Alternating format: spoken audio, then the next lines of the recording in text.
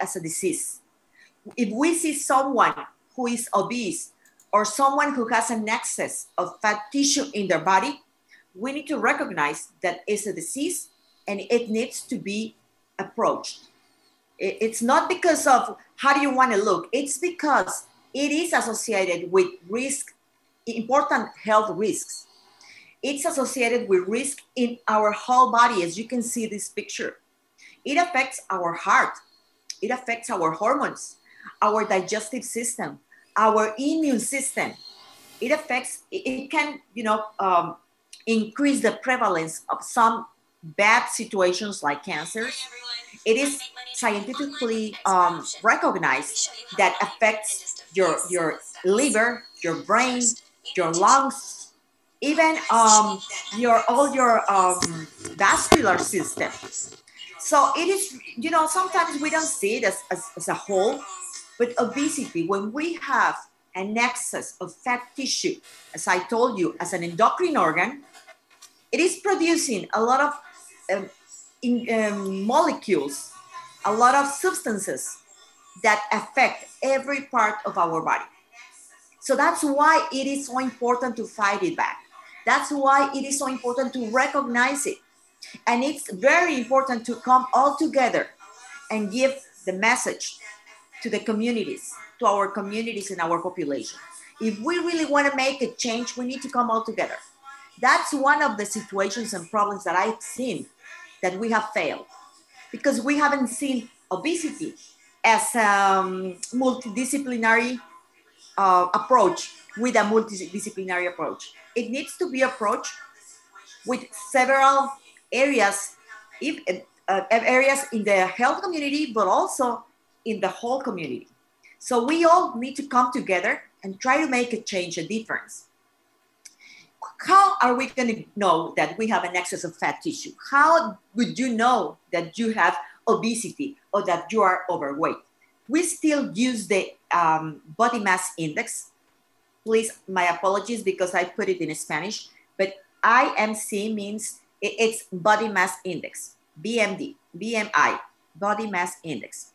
Here on the black area, where you can see body mass index, this is a ratio between weight and kilograms. So if you have a value higher than 30, it is indicative of you are obese, that you are obese over 30. If you have between 25 and 20.9, it's overweight. If you are between 18.5 and 25, it's normal weight. If you're below 18.5, you are considered undernutrition. So it's really easy. It's a formula. You can find it in the internet, BMI, how to get my BMI. And then you can have an idea, okay? It is important, the BMI. Still, we use it, but it's not 100% accurate, okay? And I'm gonna tell you why. We know, the studies have shown that an increased body mass index results in a higher risk of mortality. You can see here in these three circles, if you have 80%, if you have a body mass index of 22.5 to 25, which is a normal one, you have about 80% chance of reaching the age of 70 years, okay? 70 years old. If you have a body mass index of 35 to 40, which is it's obese, someone who is obese, maybe obesity 2 or 3 grades, 60% chance of reaching the age of 70 years old. And if you have a higher BMI, body mass index, you have less or around 50% of chance of reaching 70 years old. So this gives you an idea why it's so important to maintain your body composition between normal ranges, okay? Okay, so there have been a lot of studies that have shown the importance of the waist circumference.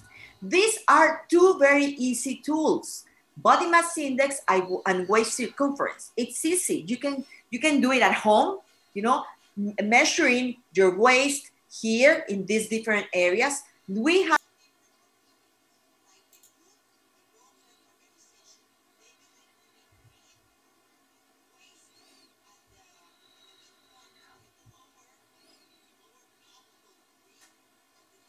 the crest, the iliac crest. So it's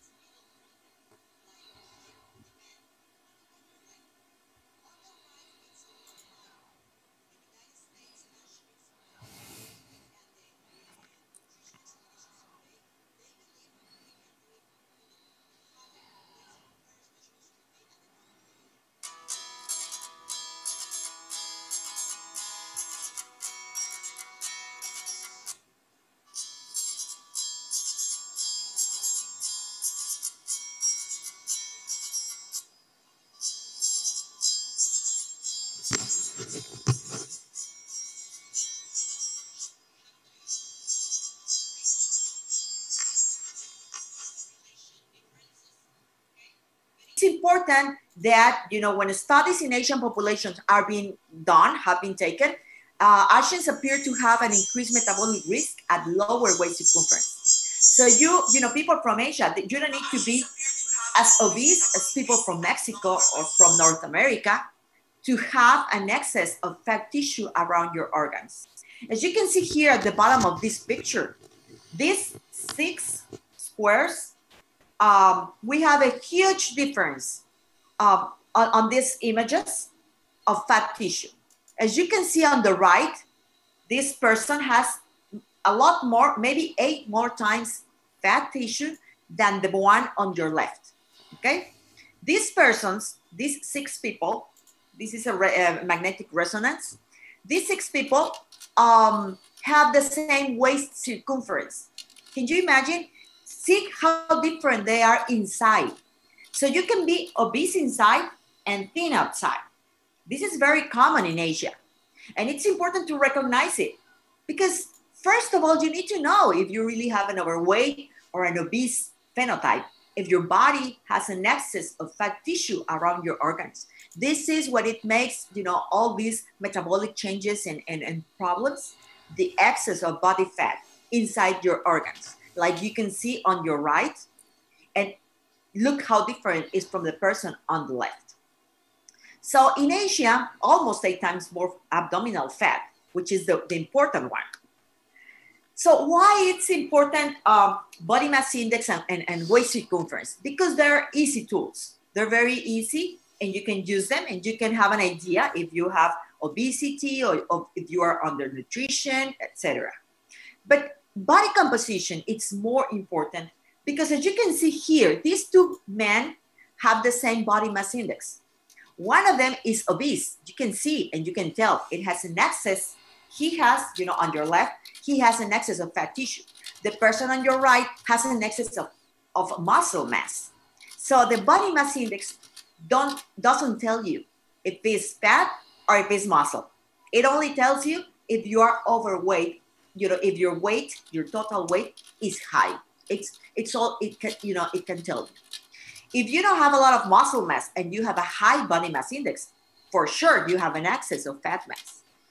But you know, body composition, it's taking more importance and more relevance than the whole total body weight.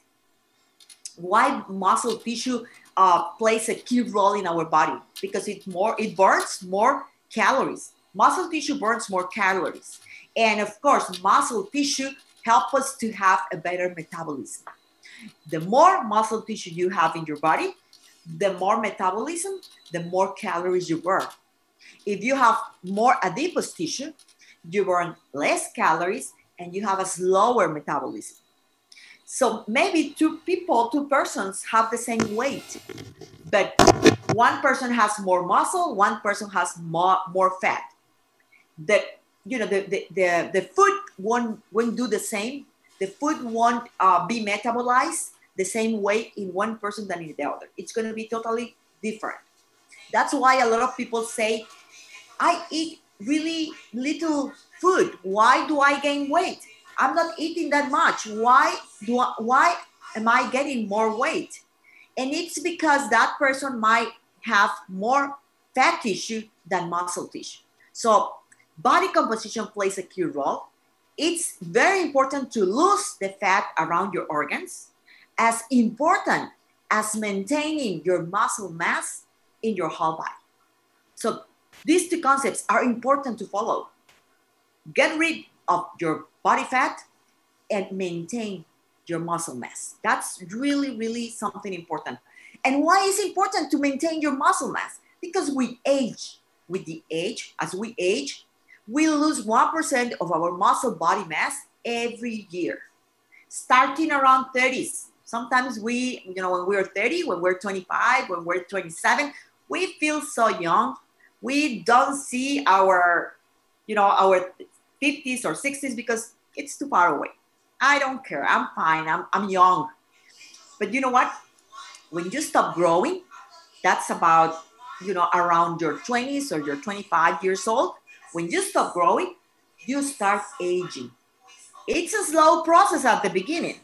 But when you turn 40 years old, it starts to accelerate the aging process. So we need to take care of our body because it's the only one that we have. We just have one body for the whole, for the rest of our lives. So we need to take care of it, and we need to take care of our muscle. We don't want to age losing our muscle mass. So let's take a look to these two concepts. Here we have the same cut, magnetic resonance, at the level of your leg, okay? And you can see the two legs on the top, they have more black area. That's the muscle. On the bottom, the two legs have more fat. That's this is the difference between a person who has maintained his muscle mass and a person who has lost his muscle mass. It's really different. And you know what? When you lose your muscle mass, you lose your strength. You lose your ability to climb, to run upstairs, to perform an exercise. When you lose your muscle, you lose your strength. So it's really important to keep your muscle in its place. But how can you get or maintain a healthy body composition? Body composition is not just about the whole weight. It's about how much fat you have in your organs, around your organs, how much fat tissue you have in your body, how much muscle you have, how well hydrated you are. That's body composition, the whole. We see your body as a whole. There are three important steps that we have to keep doing the rest of our lives. Number one, increase the intake of high biological value protein, which means that you have to eat the right amount of protein that your body needs to maintain your muscle mass. Because as we age, we keep losing and losing and losing muscle mass, and we don't want that. So we have to pay attention and try to eat the right amount of protein that our body needs to maintain our muscle mass. Decrease the consumption of simple carbohydrates. We have seen through the last 20 years a lot of research that have shown that we are eating a lot of carbohydrates, a lot of sugars. We need to cut the sugars. We need to lower the consumption of simple carbohydrates like bread, like sugars, like rice. Sorry to say this, I know you like rice a lot. We do like rice a lot too. But now white rice has almost nothing of nutrient density, and it has only carbohydrates. So we need to lower our consumption of simple carbohydrates. Increase your physical activity. This is something we all need to do. We have also seen the studies, a lot of people is very sedentarism. They don't move. They just work with the computer. We're sitting on a chair the whole day, and we need to change that because as we age, we need to start moving. Keep on moving. These are some studies, the American guidelines, nutrition guidelines, they recommend to not to eat added sugars. What are added sugars? When you eat something that you buy in the store, most of the products, they have sugar. Even salty food, when it tastes salty, it can have sugar.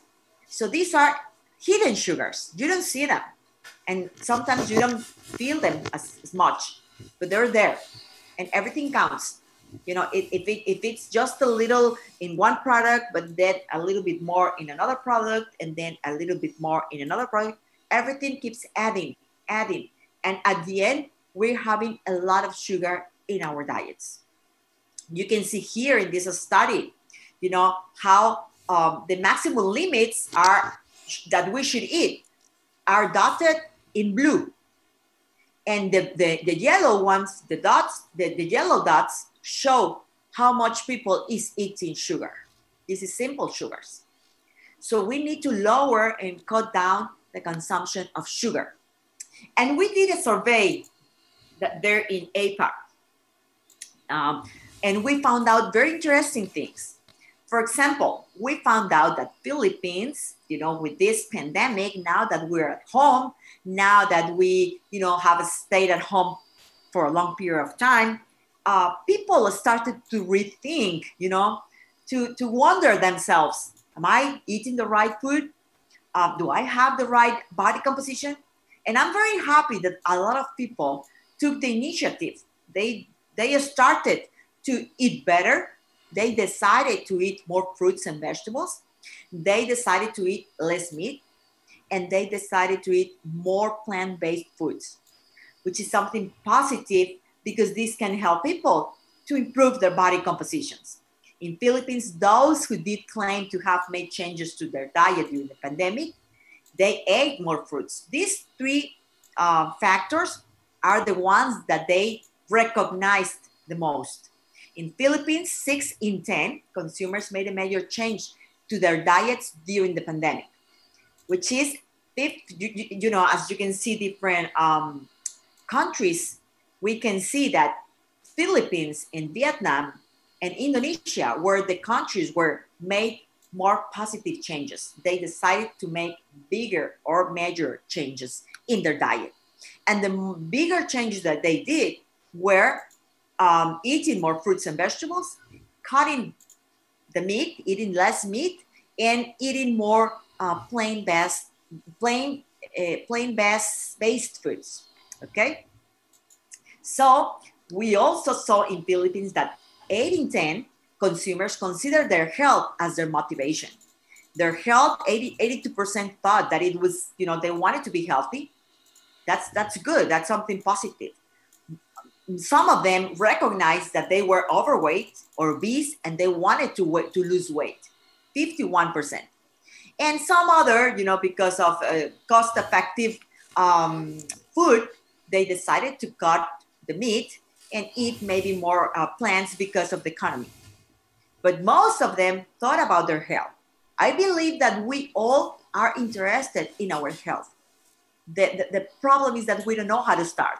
We don't know what to do, but we want to improve our health. And these persons, they thought about making major changes in their diets.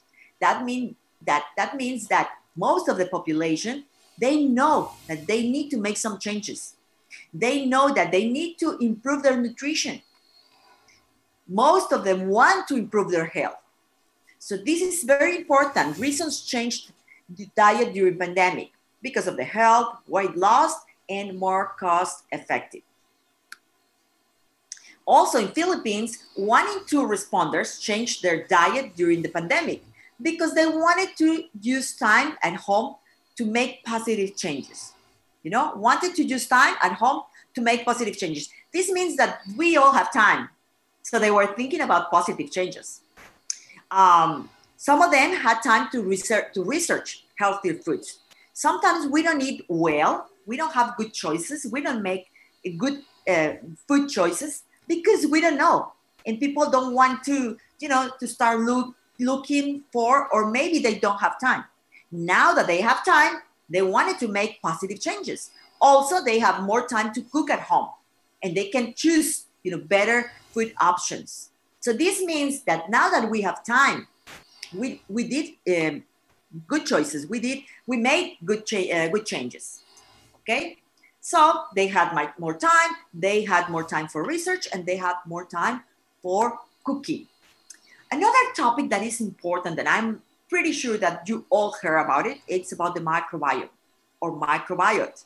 The microbiome it's a community of good bacteria in your body, and it's mixed with bad bacteria.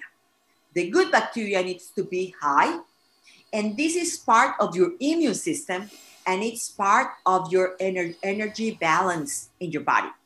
The way you digest and utilize your food depends a lot in the condition of your microbiome. A lot of studies have shown that it has to do with your metabolic. It has to do with the efficiency of calorie harvest. It has to do with the efficiency of calorie burn. Okay, how your body burns calories depends a lot on the microbiome. So it is really important now on these days, and a lot of research, it's been performed on this in this moment. A lot of health communities are interested on, how this microbiome function, why it's important for all our, our overall health. So it's important to recognize it and recognize that obesity, affects all our body, and exercise, is not only to maintain us health throughout the years. Exercise is important to maintain a healthy metabolism. It's important to maintain a healthy muscle mass. It's important to maintain a good attitude, a good mood. But, when you're obese, sometimes your experience of the exercise is not very good. It's not a good one. Sometimes you feel tired. Sometimes you don't like to show, to show off how you exercise. Maybe you don't know how to do it. Sometimes you hurt yourself trying to do exercise when you're overweight or obese. And that makes you not to look, on that direction. You don't want to do exercise because it's not something pleasure. It's not a pleasure for you. It's not pleasant. It's the opposite. So when we think about exercise, we need to think on something we like, something we can try for a long period of time. We always need to think, if you like dancing, that's active, you can get yourself active by dancing, by doing yoga, by doing, any kind of exercise or movement is good for your health. And we need to try to make it part of our daily lives. Something also important is the motion in obesity. Why is it important?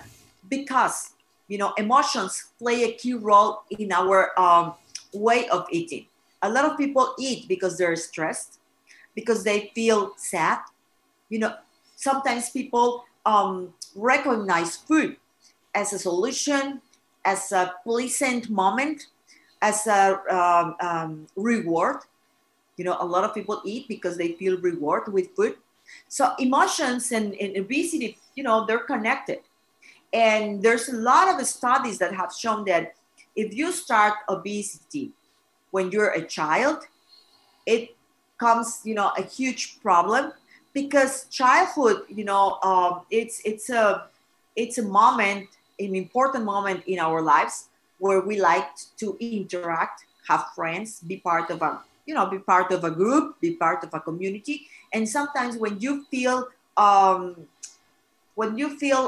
rejected, when you feel offended, when they call you things or when they offend you because of your body composition, it really can affect a lot the psychology of a child, and it can impact their weight later in adulthood.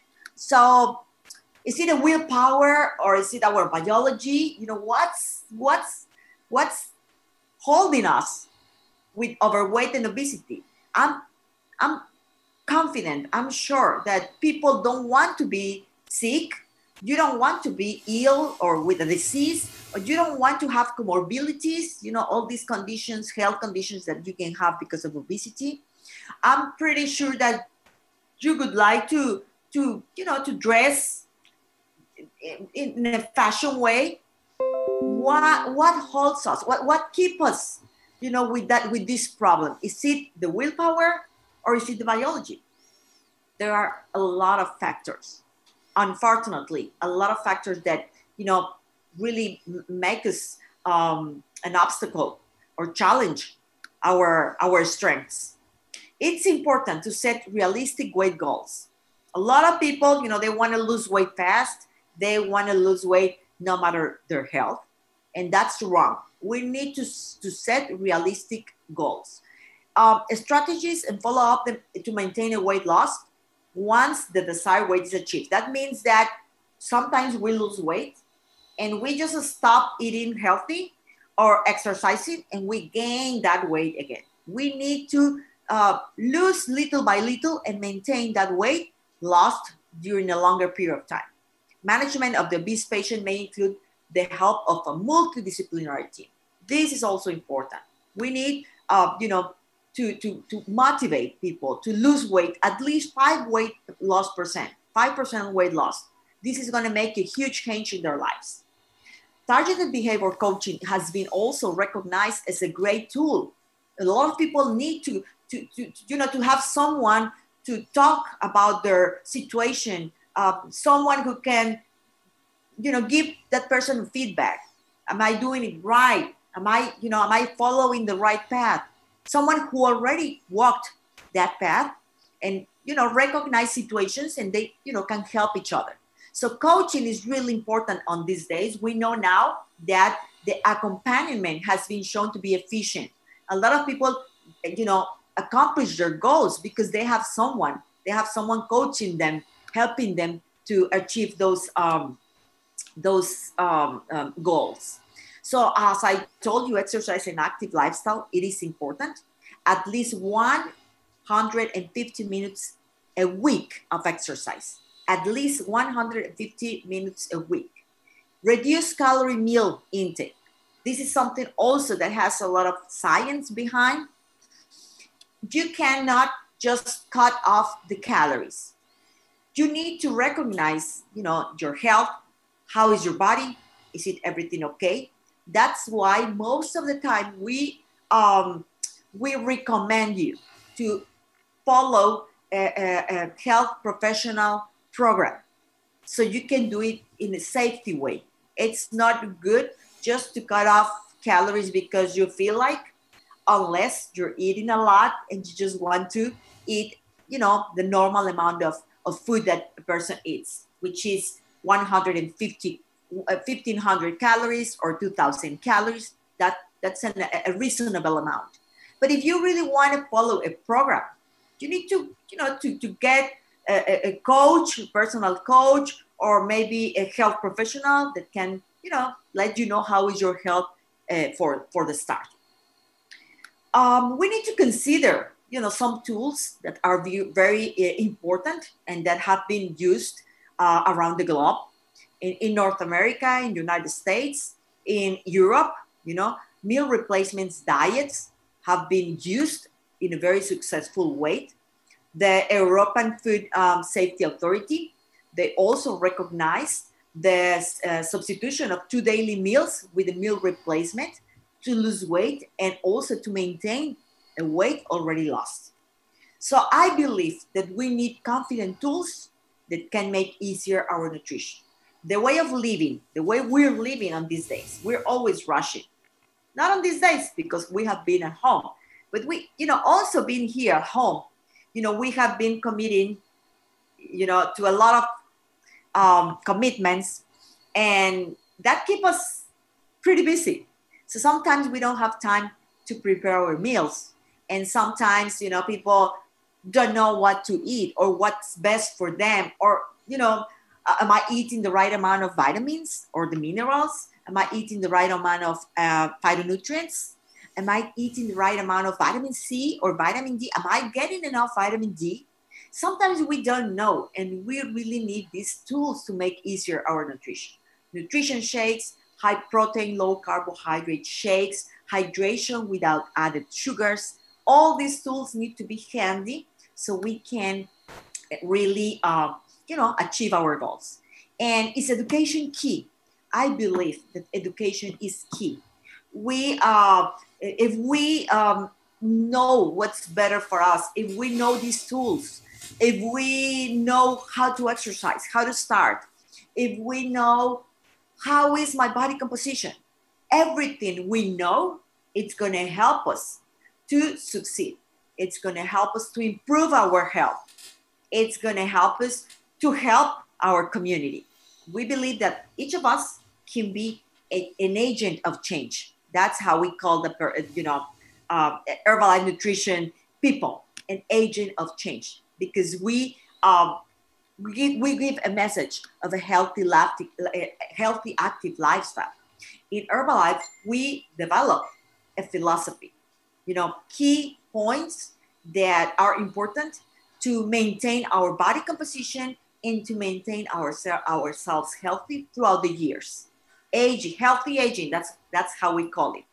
But it's important: hydration, rest, exercise, fiber, good fats, good protein, good carbohydrates, and also management of stress. So all these composed our philosophy, nutrition philosophy, and we address personal nutrition needs. This means that we can provide, these confident tools that can help us to maintain ourselves well hydrated, with the right amount of fiber, with phytonutrients, vitamins, and minerals that our body needs in every moment of our day, and with the right amount of protein, carbohydrates, and good fats. So for us, it's really, for me and for Herbalife Nutrition, it's a commitment that we have with the communities. We believe in education. That's why we develop a lot of materials, a lot of content that we share with our distributors, because we want them to be educated. We know that there is a lot of information out there, but we want to bring science to an easy language that they can understand and that they can apply in their own lives, in their every daily life. So Herbalife Nutrition is the #1 in the world meal replacement and protein supplement combined, and the #1 in the world of weight management products. We have been here for more than 35 years, and we pretend to stay here maybe for another 25 or longer. I'm going to be gone, but Herbalife Nutrition is going to stay to help people to achieve their weight loss goals and to achieve their nutrition goals. And also, as an easy and confident tool, we would like to be in every house of every Philippine family, of course. So now I'm gonna let a little time for questions. I'm not sure if we have time for questions, but I do believe we do have. I'm gonna leave it here to our moderator. All right, Dr. Rocio, thank you so much. Dr. Rocio, you just set the standard for the rest of the year for us here in Herbalife Philippines. This is a very, very informative talk that you have given us. This wellness tour just get us started off with a great year, with a kind of motivation and information that you have provided us this morning, and to help us on with our journey to good nutrition. So I think we still have time for questions. Otherwise, our friends in the media will be very disappointed if we don't give them the chance to, ask their questions, because I've been flooded with a lot of questions and my phone has been signaling. I'm here. All right. So the very first question that we're going to accommodate is one that is very relevant right now, as proven by our survey, the survey that was done by Herbalife. So the first question is from Miss Orange Magazine, Mr. Jemen Buni. So Jemen, you can ask your question now. Hi, good morning. Jemen Villanueva of Orange Magazine. Hello, Jemen. Good morning. Good morning. Yeah, you look Um, fresh today. Oh, Thank nice to you. meet you. Thank you. Thank Nice you to for meet being you here. too. Great topic. Love the discussion. But I'm curious about this plant-based diet. Why should we try this, and what's really the benefit when you try this one? I believe that we do believe in Herbalife nutrition in balance. We believe that a combination of a good plant-based food, protein plant food and animal food, a combination of them, it's really a good tool for good nutrition. Also, we know that it's easier and it's more cost effective to get a plant-based protein than an animal protein. So there are several benefits of a plant-based food, which is all the nutrient. A plant-based food is more nutrient. It has more nutrients, micronutrients, vitamins and minerals, and also protein and good fats. You can get them through a base plant food.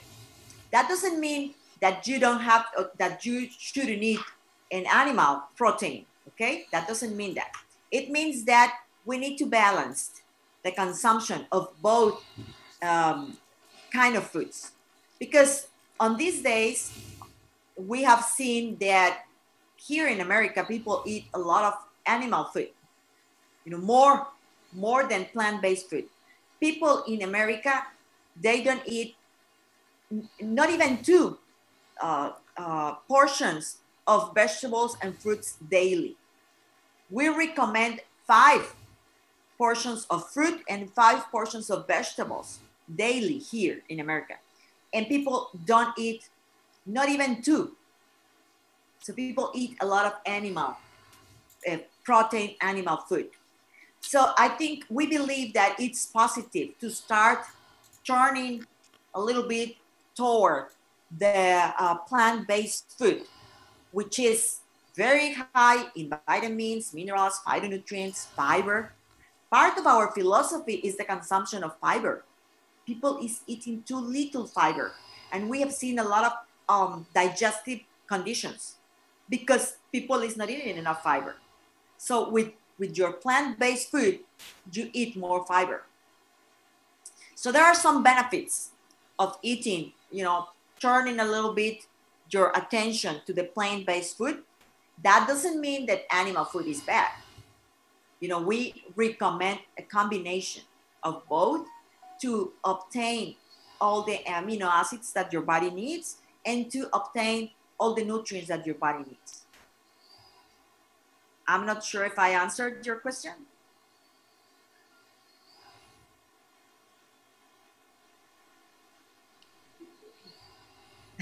Okay.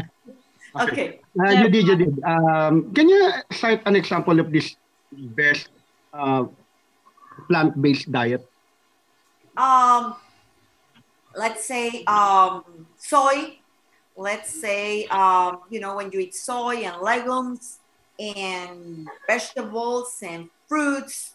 A lot of people try to get like a vegetarian, or people who don't eat meat at all, people who eat only vegetables. You can get all the nutrients from them if you learn how to combine them in a perfect way. Okay, you can get all the amino acids that your body needs. You can get all the vitamins, all the nutrients through a combination of legumes, of nuts, of vegetables like soy, like kale, um, broccoli, all these vegetables. You can get all the nutrients through them, making a combination. So you don't need animal food. You don't need animal based food. But you can make a combination if you desire that. What we want to do is to turn our attention to the plant-based food because it has a lot of advantages.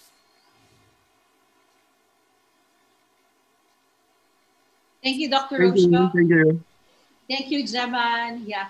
Of course, we'll be giving away later our protein shakes to our attendees. So as you've mentioned, it has the isolated protein and it's soy-based that, of course, they will be experiencing that. Okay. So our next question, we have a question from Miss Ade. A Day to Remember is her blog, and it's one of the most informative and very supportive blogs that we have here in the Philippines. So Ade, Miss Ade Ang. Hi, good morning. Hi, Charmaine. Hello, Thank good you morning. so long time no see. Hi, Nice to Dr. meet Medina. you. Thank you so much for all the health insights that you just lectured to us. Thank you so much. And Thank my you. question, yeah. So my question now is, what can we do with our inherited body build or like genes that we acquired from our parents or ancestors? Like if they are big and it's like we got the tendency to get big after giving birth, or if they have that kind of history. So what can we do with that? You're right. Our genes play a key role in our phenotype.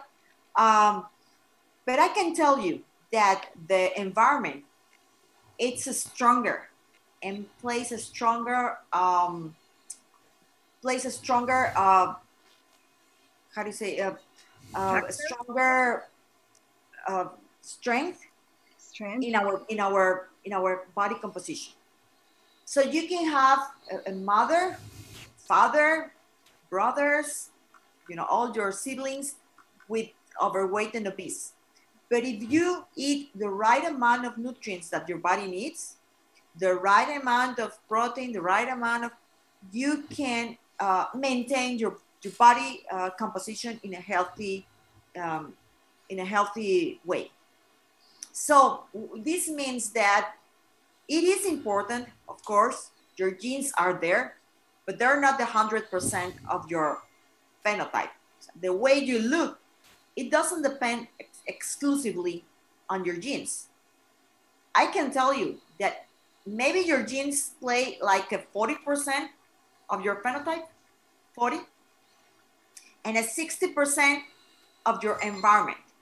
What you eat, how do you sleep, your activity, your body composition. Okay? So even if you have a diabetic mother and a diabetic father, if you have both diabetics, you can maintain your glucose under normal levels. You can do that because more depends on everything you do every day. More depends on what you eat, if you exercise, if you're active, if you eat the right amount of carbohydrates. Okay, there is no way of gaining weight if you're not eating, if you're eating the right things, right? There's no way. I can bet you, even if you have a bad genetic, something is true. There are people who struggle more than others. There are people who struggle, who maybe, if you have a bad genetic, let's say your parents are fat and your siblings are fat, all of them, and I have a good genetic. My parents are slim and my siblings are slim. Okay, you have no, it's an example. It's an example. Okay, you have a bad genetic. I have a good genetic. We both eat the same thing. We eat the same. With your genetic, maybe you can gain weight. With my genetic, maybe I don't gain weight. That means that you have to eat less because of your genetic. Am I making myself clear? Yes, yes. So yes, and your genetic plays an important role, but you can adapt everything you do to maintain an optimal body composition. You can do it, of course. It's not impossible. A lot of people, hide. They hide behind that concept. They hide and they say, no, I'm fat because my family is fat. I'm going to be like that for the rest of my life. I am diabetic because my family is diabetic. And I'm going to be diabetic the rest of my life. That's wrong. You can not be diabetic even if both of your parents are diabetics. You can be thin or slim, even if your family is obese, because it depends on your environment. Most of it depends on your environment. Sometimes it is not easy because you have a bad genetic sometimes, but it's possible. You know what I mean? If you have a bad genetic, maybe you have to exercise more. Maybe you have to eat less. Maybe you have to eat less fat, less carbohydrates, more protein. Okay? Yes, thank you so much for that answer. You're welcome. Thank you. Thank you, all of you, for your contribution to send the message, the good nutrition message. Thank you. Thank you. Okay. Dr. Rocio, another mother here who would like to ask the question. We have Miss Berlin Domingo from mommyberlin.com. Hi, good morning, Doc. Hello, Hi. Domingo. Here Yes. we have that last name too. Okay, Mom, our question is, we have a big family. We have 5 boys. So they have different favorites. I would like to ask, what are some of the ways to improve family nutrition, given our boys have different favorites? Thank you. Okay. I think that we all, the communities, not just one family with 5 kids, but we all here in this video conference, we all need to eat less sugar, less added sugars. We need to recognize where they are. That's very important because most of what we eat have sugar. Sugars are carbohydrates, okay? Legumes have sugar. Fruits have sugar. Milk and dairy products have sugar. What else? You know, a lot of packaged products have sugar. They're carbohydrates. So we need to lower the consumption of carbohydrates. And I'm telling you this because we have proofs, scientific evidence that people is eating high amounts of carbohydrates. There are only 3 macronutrients in nature, only 3: protein, carbohydrates, and fats. These 3 are responsible for our weight. These 3 are the only ones who give us calories. So we need to balance our consumption of fats, of carbohydrates, and protein. One thing that I can tell you all, lower your consumption of carbohydrates. Because we believe that a cake is sugar. We know that a chocolate is sugar. We know that, I don't know what else, a dessert. A dessert is sugar. We know that.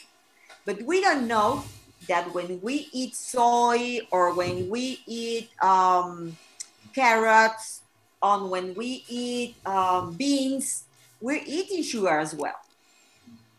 So good sugar and bad sugar and all together is a high amount of sugar. So we need to lower that. For our kids, it's good for their health. It's good to maintain an optimal body composition. Let's try to give our kids, let's try to eat ourselves only carbohydrates or sugars coming from fruits and coming from legumes, which they have a lot of nutrients. Fruits are sugar, but they have vitamins, they have minerals, they have fiber, water. They're very good.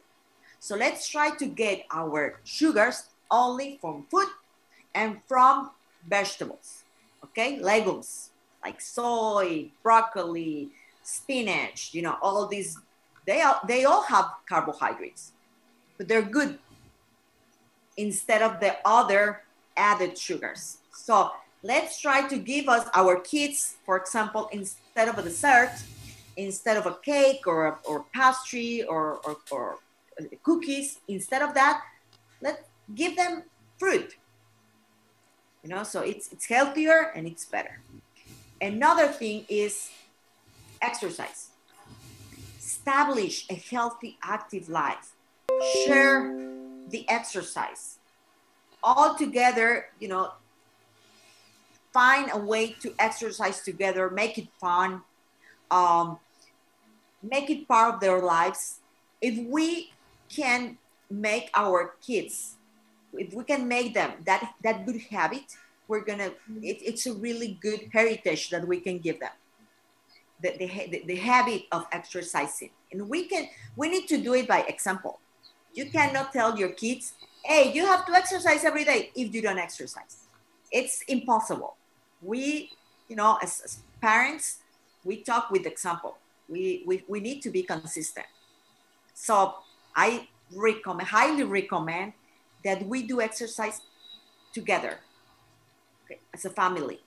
Maybe a walking, maybe, you know, putting a yoga class in your computer and get all together to exercise, or maybe a dance. I don't know, something that is fun for everyone. But, you know, try to make a more active life in your house. Okay?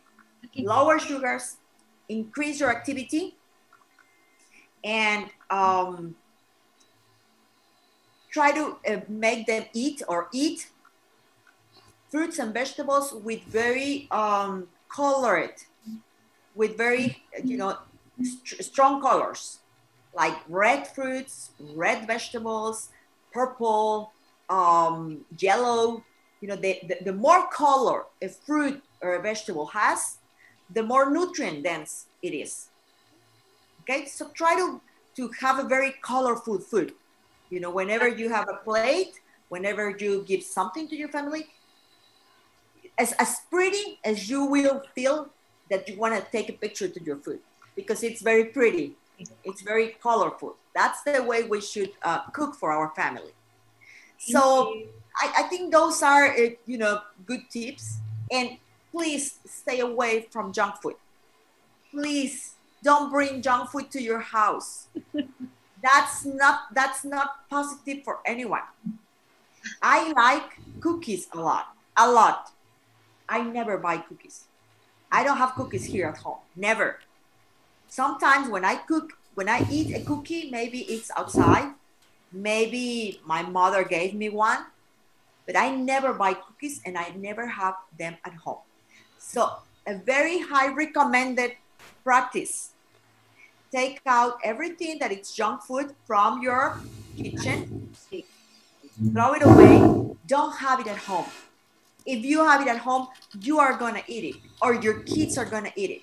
Your kids are going to think, this is good because my mom bring that to me.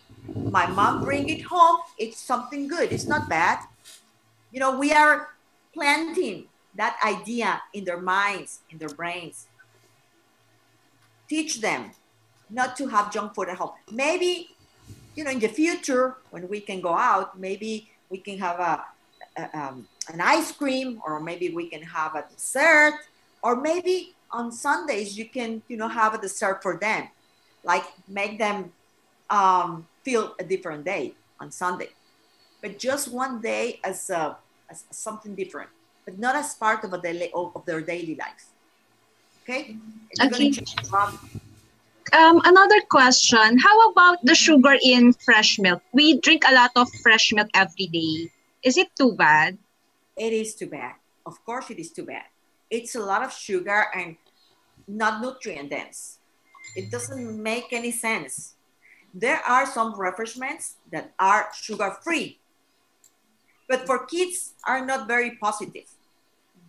Maybe for us as adults, we can have some sugar-free refreshment once in a while, but as a daily basis, I can tell you something. Here in Mexico, we have done some studies with the government, and the reason why Mexicans are so obese, it's because we have breakfast, dinner, and we have lunch with sugar beverages. A lot of sugared beverages. Kids here are used to eat everything with sugared beverages. So it's a huge problem here in Mexico. So I recommend you, I know it's not easy, because if your kids are used to eat very sweet beverages, they won't accept just water. So there are some sweeteners. Do you have monkey fruit down there? Again? Monkey fruit? No? None. No? That's a fruit that comes from a fruit. We also use stevia. Yeah, stevia. Yes, Yeah. we have stevia. You know, maybe you can prepare at home lemonade or some fruit water with fruit blended, maybe using stevia. You know, a natural sweetener could be. It's better than a sugar beverage. Got it. Thank So you. much, You're Berlin. welcome. Thank you so Thank much, Dr. Rocio. Okay, so we have more questions here, but some of the questions are actually linked, like the question of happypinay.com, which is closely linked to the question of Berlin. So now we're going to have another question. This is from Miss Elsie Holingan of Negros Daily Bulletin. Hello, Tita Elsie. Good morning. Hola, Elsie. Hello, Elsie. Do we have Tita Elsie already? Maybe She's from Bacolod. It's outside of Metro Manila. That's like an hour flight from Manila. So we'll go back to Tita Elsie. Here? Okay. Yeah, there. Tita Elsie, good morning. Hi, Elsie. Yes, good morning, Charmaine. Good morning, Doc Rocio. Good I was morning. listening to you. I was amazed I was expecting a foreigner, a doctor who will speak with a twang, and I would not want it. I don't like it. I really understand what you were telling us we're talking about. Very And I'm Oh, so glad. great. Thank you. Very clear. You don't sound like a foreigner doctor. Oh, Anyway. good. Thank you. Anyway, my question is this. I know there's a lot still waiting for their questions also. Can you tell us, Doc, what are the effective measures to gain control of emotional eating and prevent unnecessary weight gain? Yes. This is a very important question, Elise. Very important, Elsie. Because I know that, stress could, play a key role in our lives, and it's not good at all. But we have seen, on these days, how life has changed and how we have been, exposed to a lot of stress, and the way we react to the emotions is different. Every person is different. And it's difficult sometimes because we did it our whole life. That means that even when we were young, maybe in a very early stage of our life, we used to use food as a reward.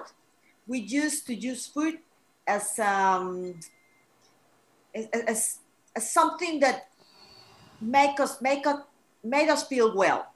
So we have been using food for our whole lives. People who has done that, they have been doing that as a habit, as a part of their lives. And first of all, I think that we need to recognize. First of all, something that can help you to break that relation between emotions and food is to recognize it. Okay, I'm eating not because I'm hungry. I'm eating not because it's time. I'm eating because I'm stressed.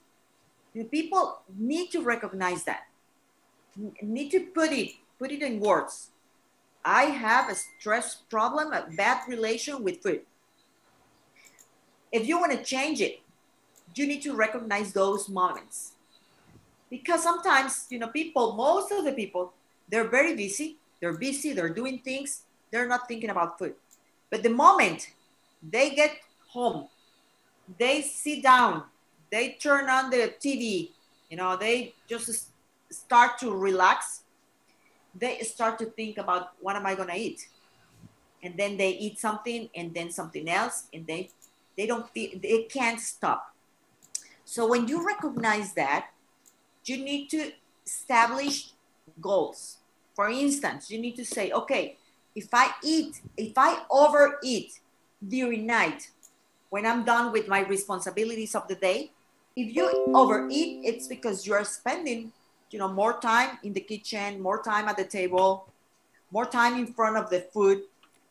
You need to say, okay, I'm gonna eat my meal. This is my plate. I'm gonna eat my meal, and I'm gonna stand up and I'm gonna do something else. Instead of stay here eating more, I'm gonna go for a walking. Or I'm gonna, just lay down and have some meditation or do something, but get out of there. It's easier. Sometimes I believe that it could be easier to stop drinking alcohol because you don't have alcohol every day at home, or you don't have alcohol every day in every moment of the day. Sometimes it's easier not to stay away. But with food, we have the food at home and we need to eat. We need to eat in the morning, in the afternoon, during night. So sometimes it's really difficult. And it is recognized as an addiction. Sometimes we eat as an addiction. The sugars we eat have an effect in our hypothalamus, in our brain, and it makes us eat more. So something that can help you to break this relation with food is think about it, write it down. What is that make you feel eat more? What makes you feel stressed? What makes you feel sad? What makes you feel angry? You need to recognize that. Once you recognize the emotion, you need to make a strategy. A strategy like getting up from the table, getting out from the kitchen, do something else. You need to make up something, do something else. Just get away from food, okay? And something that can help you is lowering the amount of sugars in your food. As I told you a little bit ago, when you eat less sugars, you have less insulin in your blood. The insulin makes you eat more. It's an obesogenic hormone. Insulin is an obesogenic hormone. It wants you to keep growing and growing. So it asks you to more food. If you eat low amount of sugars during the food, if you eat a low amount of sugars, you don't increase your insulin, and that can help you to feel satisfied. That can help you to feel, okay, I'm done with food, and you can get up. Okay? Another thing is that you need to manage your stress, your anger, or your sadness. Sometimes it is something that you need to treat. Sometimes it's something that you need help. Because, it can be a matter of depression, anxiety, all these conditions sometimes need a treatment, sometimes need a health professional, because depression is not just a willing situation. It's something that you can handle. Sometimes you can't. So if you are depressed, if you are with a lot of anxiety, if you are angry, sometimes you need help. So managing those situations can help you to eat less. If this is something chronic, a depression that is not really recognized as a depression, it's just down. An anxiety that is not recognized as anxiety, is just recognized as I'm very hyperactive, or maybe I'm a little bit crazy, I'm always rushing. Maybe you have anxiety. Or if you're angry, but sometimes you don't recognize it. You just, scream at your kids, scream at your husband, scream at everyone. Sometimes people say, well, she's just moody. But, sometimes you don't recognize that you have a health condition. So I think, Elsie, I think that we need to recognize. We need to be very sincere with ourselves, stand up in front of the mirror and ask yourself, what is it with you? Why are you so angry? Why are you so mad? Why are you so sad? And if you cannot answer, maybe you need help. Maybe you need help. Okay? Okay, Thank you, Dr. Rocho. Thank you, Tita Elsie. We that's have very another. clear. We have several more questions, but I'm going to entertain two more. Um, Okay. in the interest of time. So there's a follow-up question, I think, from Rory Visco of Business Mirror. It's a question related to what Mommy Berlin has asked, but you might want to add more to this, a little bit more to this, Dr. Osho. She said, with so many parents working from home, doing more work, and have lesser time to plan and cook nutritious food for their children, and have the tendency to resort to quick, instant food, what advice can you give to them to solve this dilemma? Thank you. Yeah. Rory Visco. Of course, I can perfectly understand how difficult sometimes it comes to give our family a nutritious food. Um, Mainly because there are not a lot of uh, quick options. Um, Fast food most of the time is high in sugars, high in fats, high in salt. So what I recommend is to have at home confident tools like a nutrition shake, like a nutritious protein bar, like fruit. All these options can help you to give your family a good and healthy option at least 1 or 2 times a day. Okay, I know that so you're not gonna have a shake in the morning, then a shake in the afternoon, then a shake at night. I know, sometimes it's not possible. But if you have a nutritious shake in the morning, and then during the afternoon, your food is not that well during the lunchtime, but then at night, you give fruit to your kids and you prepare maybe a, a, a good protein or vegetables. Um, then you can achieve the nutrition goals of your family. But you need to have confident tools. Confident tools are dense nutrition options. It's not easy. That's why um, Herbalife nutrition shakes are so popular and are so helpful. And personally, I have been in the company for 14 years, and I have been having my shake for 14 years. Um, Sometimes I don't have time to prepare meals. Sometimes in the past, I used to travel a lot. So I needed to be, in airports and traveling. And I That's needed so something that clear. really made easier my nutrition. And these nutritious shakes are a great option to provide our family with a balanced nutrition. Even though sometimes we don't have the best options, the fast food options sometimes, but at least we know that once or twice a day, providing our kids, our family with good nutrition. So confident tools at home. Thank you, Dr. Rocho. Okay, we have a question, another question from Miss Belle Sorara of Net25 Eagle Broadcasting Corporation. Miss Belle Sorara, one of our top health reporters in the country, multi-awarded health reporters in the country. Tita Belle, Miss Belle. Hello. Okay, do we have Miss Belle Sorara? Okay, before we have Mabel, we'll have first. Okay, we can have first Rocky Batara. Okay, Rocky Batara is one of our. He's very consistent in attending our wellness tour every month, and he has been helping us a lot in his in our advocacy of nutrition education. So please, Rocky. Okay, I think he's doing a live broadcast right now. Hello? Hello, Miss Charmaine. Hello. Hello, Miss Hello. Charmaine, and hello, Dr. Medina.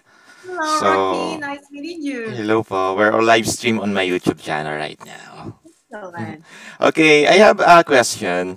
So, my question is, what is the connection between obesity and brain health, And follow up on that, how does being overweight and obese negatively impact cognitive functions? It's you are totally and absolutely right.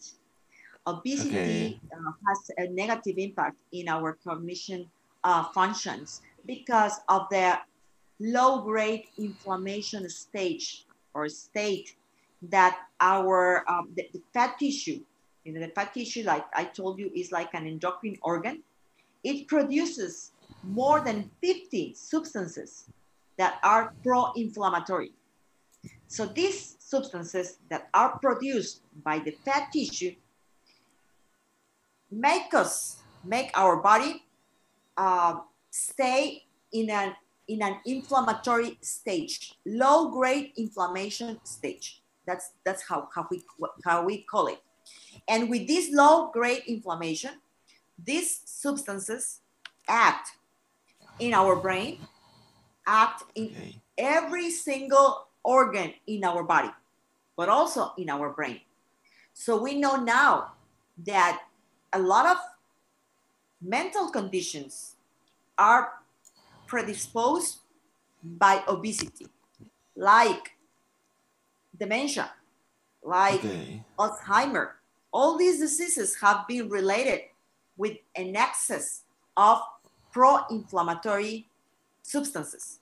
They are called cytokines. Cytokines, they get us in an inflammation stage.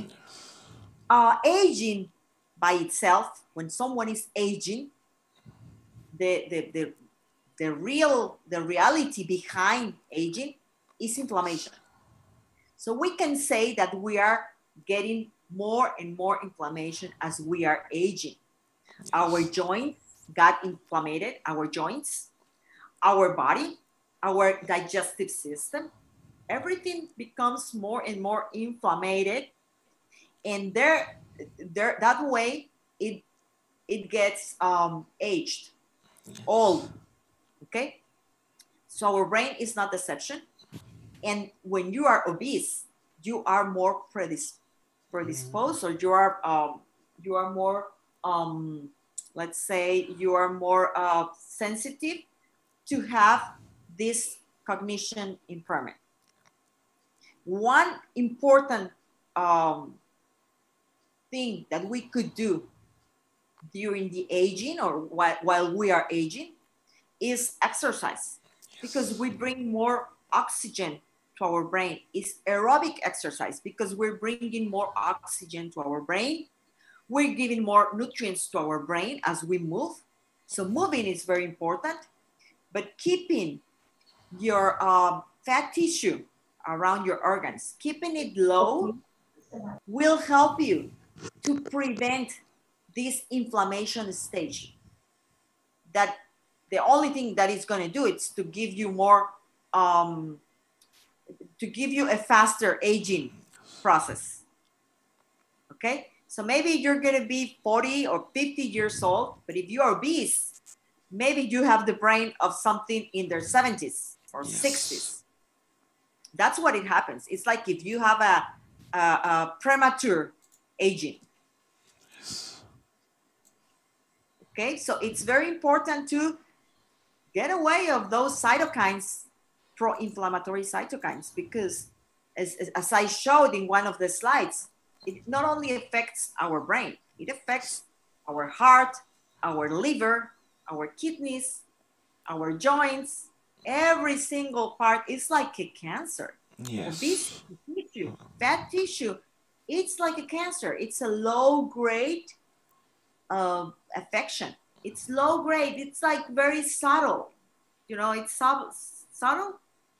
It's subtle something. It's like low, like hidden, like you don't see it. That's why people are obese, because they, you know, it can take years to that you can, you know, find out that you have a disease. It can take years. Yes. But it's there.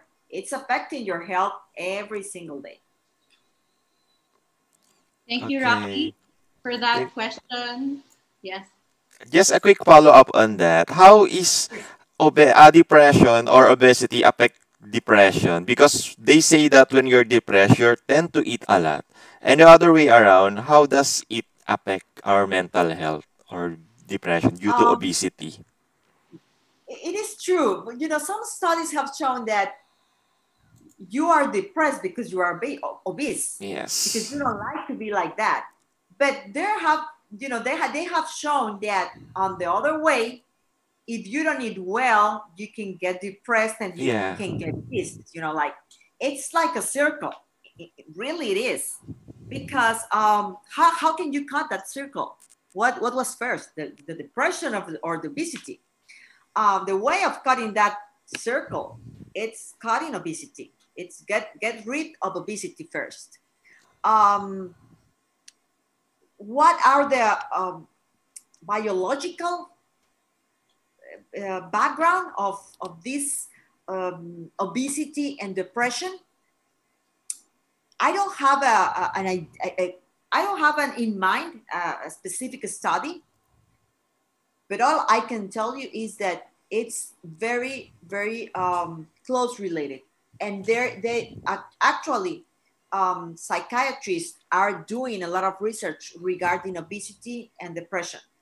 But what they have seen is that if you cut off the obesity, if people lose weight, they get better. They improve their mood, Okay. even if they don't have medication. So I believe that it could be like a self-esteem situation, like you don't like what you're seeing, and that gives you depression, something like that. Instead of just a biological situation, it could be a hormone situation, Yes. because hormones change a lot. When you're fat, your thyroid produces Yes. more T4, um, cortisol. We know Yes. that cortisol is a depression hormone, and when you are fat, you have a high cortisol. So it could be like a hormone change when you're obese. But what we have seen is that if you lose weight, your hormones improve their stage, and your mood improves. So there's a lot of research regarding Okay. that. It's interesting. Okay. Thank Okay, thank you, you, Roger. Doctor. Thank Thank you, you, Miss Juan. So much, Charmaine. Gabby. Thank Yeah. you. Okay. We'll go